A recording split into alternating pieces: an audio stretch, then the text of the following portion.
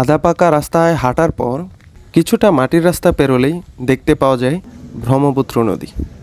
নদী পার হওয়ার একমাত্র যানবাহন হচ্ছে ডিঙি নৌকা। স্থানীয় বাচ্চারা বিনামূল্যে এই নৌকা দিয়ে নদী পার হয়।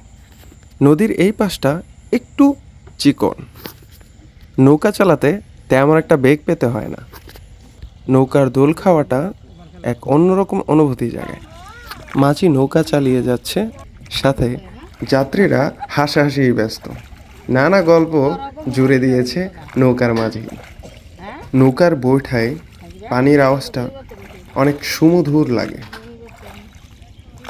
ছোটরা খেলায় ব্যস্ত।